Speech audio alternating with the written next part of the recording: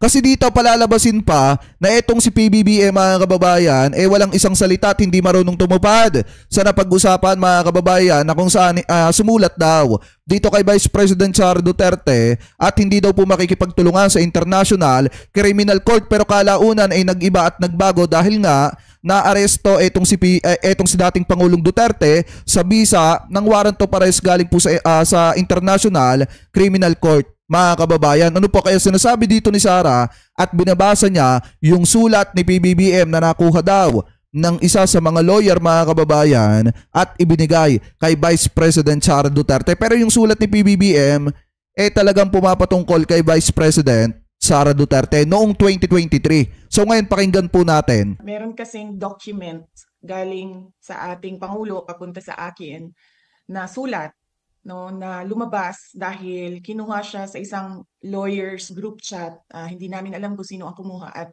inilabas siya. Gusto ko lang na isubmit ito as part of the records of this hearing kasi as a Filipino and as a public official, binasa ko yung ating protesta sa ICC at yung desisyon ng ICC. At nakita ko na wala talagang jurisdiction. Pero alam ko na merong ginagawang investigation dahil nabibigyan kami ng data or information galing sa mga law offices na ginagamit dyan sa loob ng Pilipinas sa pag-interview ng witnesses. Kaya kinausap ko unang-una ang Secretary of Justice noon. At dahil ang tindi nito, sabi ni Joji, ano yun? Makahilo. Eto, ako dati Duterte ako pero lumabas ang baho ng Duterte kaya ayaw ko na sa kanila. Saklap naman nun. Diba mga kababayan, yan po yung maganda dyan. Kasi the more na naiipaliwanag sa taong bayan yung totoo, the more na nagigising yung iba sa mga kababayang Pilipino natin. Kaya nga sana, eto pong si Joji Makahilo, gayahin nung iba mga taga-suporta ni Sara Duterte, wag na kayo magpauto sa mga yan. 'Di ba? Kasi unang-una talaga mga kababayang yung ginagawa na lamang nilang ito, isang malaking drama na lamang para iligaw ang taong bayan. Pinapalabas nila, biruin nyo kaya daw ipinaaresto si dating Pangulong Duterte dahil para pagtakpan daw yung issue ng PhilHealth, yung issue ng budget, pero napakaliwanag naman Kaya siya naaresto kasi may warrant of arrest na po siya. At soon to be mga kababayan, si Senator Bato naman yung susunod. Ano po, abang-abangan nyo lang. Ano po ngayon ipagpatuloy pa natin? Ay hindi paiba-iba yung sagot niya sa mga tanong ko. Ang ginawa ko ay dumiretso ako sa Pangulo. Kaya yun, nabigyan ako ng sagot ng Pangulo at gusto kong basahin ang kabuuan ng sulat.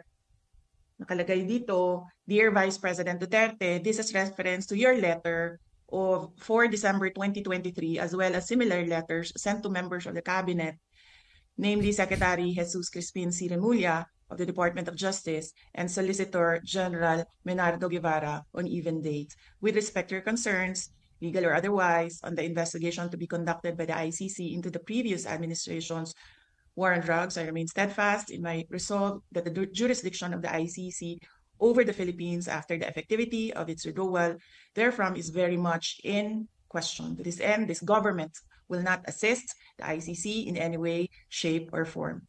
I am certain that all the members of my cabinet, including yourself, will echo my views on this matter. As it is my sworn duty, I will continue to defend and assert the sovereignty of the Republic of the Philippines at all times. Ngayon, naririnig ko po sinasabi ng ating Secretary of Justice na mabibigyan siya ng panahon na makasagot sa loob ng ICC. And that is clearly the Philippine government's position that there is cooperation with the ICC. So kinikilala nila ngayon yung jurisdiction ng ICC na wala naman kasi talaga because this is an extraordinary case of extraordinary rendition. Ayan, pinapalabas kasi ni Sara Duterte dito yung ipinipilit nila. Gaya ng katulad kanina, ipinipilit ni Amy Marcos yung sinabi daw ni PBBM na hindi makikipagtulungan sa International Criminal Court. Pero gaya nga po ng sabi ko sa inyo, the more na nakikita ng presidente na may mga kababayang Pilipino po tayo na naghihintay at naghahangad ng hustisya, hindi siya pwedeng magbingi-bingihan at hindi niya pwedeng wag tingnan yung mga kababayang Pilipino po natin na yun. At ang isa pa dito, bakit naman niya ipagtatanggol yung tao na araw-araw sinisira yung kanyang pagkatao at araw-araw binabatikos ang kanyang pamilya at yung kanyang pamumuno. At yung pinakamasakla pa dito, hindi lang yung tao na yon, kung hindi kasama pa yung mga anak niya na sumisira sa kanyang imahe. Kaya nga kung tutusin mga kababayan, paano magagawa ni PBBM na isalba at pigilan etong International Criminal Court, yung kanilang arrest warrant sa bisa ng Interpol, mga kababayan, kung mismong yung tao na arestuhin ay isa sa mga taong napakatinding manira sa kanya at batikusin ang kanyang pamumuno. So kahit ako hindi ko gagawin na isalba yon, hahayaan kita na harapin mo ang mga totoo mong kaaway. Kaya nga mga kababayan, sa totoo lang, kung hindi lang sana itong mga ito naghangad ng maagang kapangyarihan, kung hindi lang sana itong mga ito naghangad na maging presidente ng maaga, hindi naman magkakaganyan ang Marcos at Duterte. Kung hindi lang sana mga kababayan, sa totoo lang, etong si Sara Duterte ninais at inasam na maging presidente, hindi naman po aabot sa ganyang klase ng sitwasyon na kinakailangan pa na hayaan ni PBBM itong si dating Pangulong Duterte na harapin yung mga totoo niyang kaaway. At ang isa pa dyan mga kababayan, tingnan nyo mabuti naman. Tingnan nyo mabuti itong ginagawa ng kampo ni dating Pangulong Duterte, yung pagyurak at pagsira sa imahe ni PBBM. Kaya nga, etong ginagawa ni Nasarang ito ngayon, talagang ano na yan, sawa na ang taong bayan dyan. Wala na silang pwedeng ikatuwiran pa at ipilit sa taong bayan na kailangan panindigan ni PBBM yung sinabi niya. Sabi ko nga po sa inyo, ang presidente ay tao lamang. Nagbabago ang kanyang mga desisyon, depende sa sitwasyon. Ano po kaya yung binabasang sulat dito ni Sara Duterte na hindi daw kinikilala ng presidente noon ng ICC, pero ngayon kinikilala na mga kababayan, at sa pilitang pangangkinuha itong si dating Pangulong Duterte, problema na nila yon. Ano po mga kababayan, problema na ng kampo ni Sara Duterte yon, kasi sila naman ang nagsimula nito.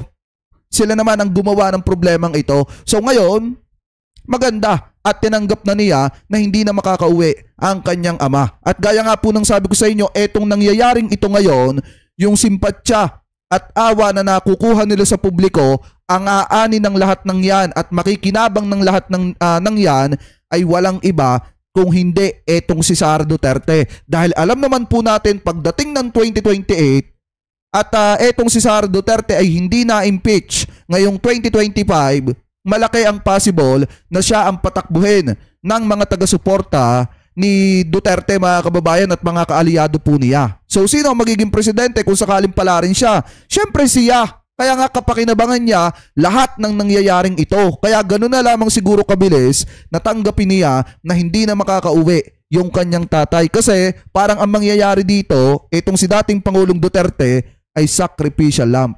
Ano po, para sa tagumpay ni Sara Duterte. At ang isa pa dyan mga kababayan, yung mga taga-suporta ni dating Pangulong Duterte,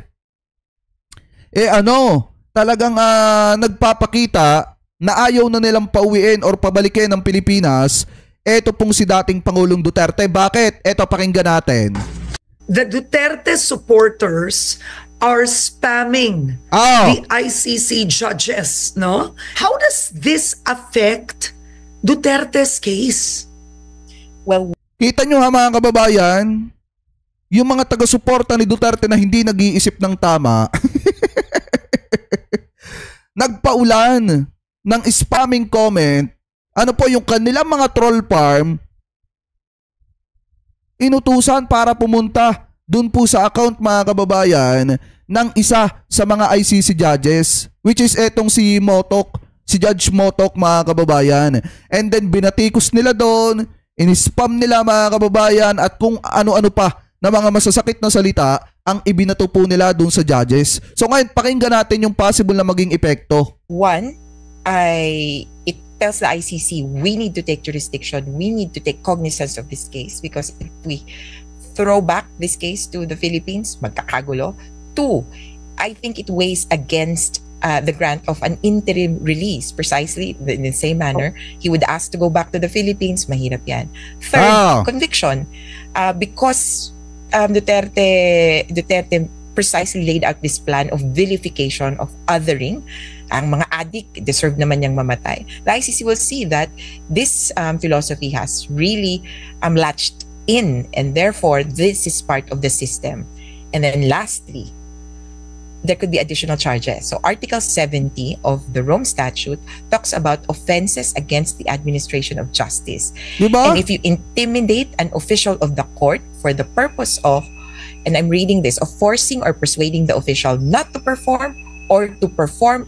Kasi tingnan nyo mga kababayan na pag pinagkalooban si Duterte ng pansamantalang kalayaan, at halimbawa mga kababayan, nakahanap siya ng pagkakataon para makatakas at nakapunta ng Pilipinas, possible na itago na siya ng mga taga-suporta niya, especially ng mga kaalyado niya. And then kapag hinuli siya ulit mga kababayan, magkakaroon nga naman ng napakalaking kaguluhan, kasi mismong yung judges ng ICC nakikita na yung mga taga-suporta ni Duterte, especially hindi ko naman po nilalahat, yung mga walang utak dyan na basta lang comment ang comment, siguro hindi na natutulog yung iba, makatira lamang sa gobyerno, siguro napapansin yan nung ICC judges at nakikita nila mga kababayan na kung bibigyan nga naman ng pansamantalang kalayaan si Duterte at makapuslit papuntang Pilipinas ulit at mai-cover nung kanya mga taga-suporta, mahihirapan na ang gobyerno na arestuhin etong si dating Pangulong Duterte at baka nga magkaroon pa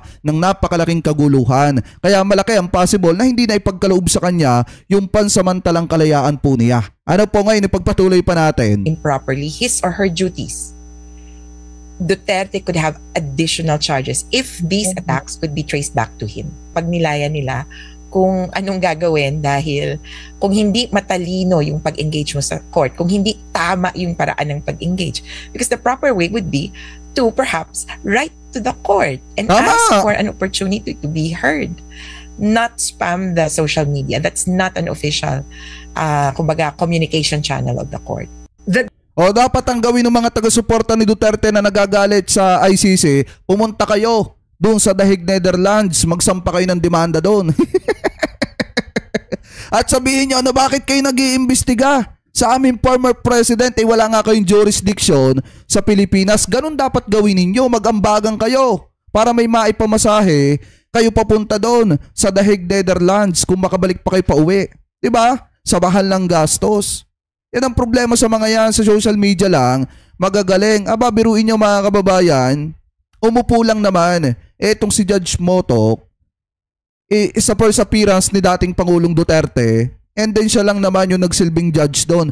Binatikos na at pinaulanan na ng napakaraming troll mga kababayan nito pong kampo ni dating Pangulong Duterte. Kaya napakalaki po talaga ng epekto niyan sa kasong kinakaharap ni dating Pangulong Duterte, lalo na humihingi sila ng pansamantalang kalayaan. Ewan ko lang kung ipagkakaloob pa sa kanila yan dahil sa pinaggagawa ng mga taga-suporta ni Digong. Alam nyo sa ginagawa nilang to, parang ayaw nilang pabalikin ng Pilipinas eto pong si dating Pangulong Duterte. At saka dun sa pahayag ni Sara Duterte kanina na tinatanggap na niya na na hindi na makakauwi or makakabalik ng Pilipinas etong si dating Pangulong Duterte.